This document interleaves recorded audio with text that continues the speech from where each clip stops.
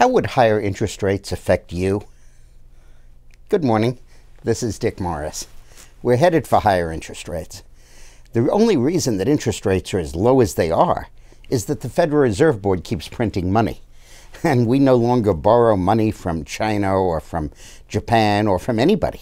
We borrow money from ourselves. What is literally happening is that the Federal Reserve Board is printing money, giving it to banks, and borrowing it back from the banks and paying 3.5% interest on it. And as long as that process continues, interest rates can stay low because there's no demand for capital coming from the United States. It's just borrowing back the money we're printing and paying interest on it. But the Fed is going to stop printing money. It's going to stop this process later this month. And that's going to have a huge impact over the next 5 or 6 months on interest rates. The world owes the world, right now, $160 trillion. That's about 40 trillion of government debt, 15 from the United States, and 120 trillion of private and corporate debt, a total of 160 trillion. And the domestic product of the world, the amount of money the world makes every year, is 60 trillion.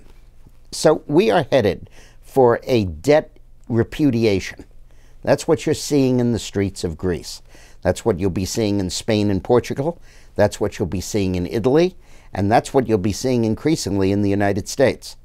The world essentially owes the world so much money. Corporate bonds, government bonds, state and local bonds, individual credit card borrowing, mortgage interest borrowing, all kinds of loans. The debt has piled so high relative to the ability to pay that the world, the capital sources throughout the world, are repudiating debt. They're refusing to take on additional debt.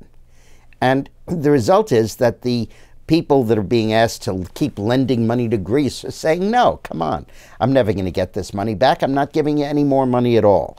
So Europe has to go through a bailout. And that process is going to go on and increase with nation by nation until it really affects the United States. Now, the United States was invulnerable to this in the mid-1990s. When I worked with Bill Clinton, we balanced the budget. We ran a surplus for 3 years, and we were repaying the debt at such a rapid pace that the banks said, hey, wait a minute, stop repaying the debt. We need some debt because where else are we going to put our money? We need treasury bills so we can invest in something that's secure. That's how low the debt got. In fact, there was a pretty good chance that if Osama bin Laden had not knocked down the World Trade Center, that by 2002 or 03, the United States would have had no debt to anybody other than to its own government, with one agency borrowing from the other. But that didn't happen, and Bush increased the debt reasonably to deal with Afghanistan and Iraq and the Homeland Security stuff, and then Katrina, and that all went on. And the United States debt level went from about 8 trillion to about 10 trillion under Bush. Then Obama took office, and all hell broke loose. He raised the debt of the United States now by over $4 trillion, and by the time he leaves office, it's going to be 6 trillion. To put that in perspective, from the minute George Washington took the oath of office until the minute Barack Obama did, we contracted 10 trillion of debt. And since Obama's been president, we will have contracted 6 trillion more.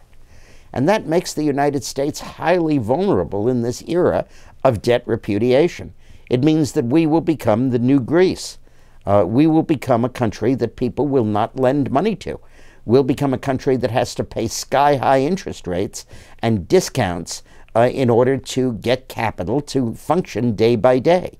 And this would never have happened if Obama had not increased the federal spending by 30 or 40%. So when you hear about the debt limit going up, and you hear about the economy, and you hear about the balancing the budget, those are the stakes. That's really what we're talking about.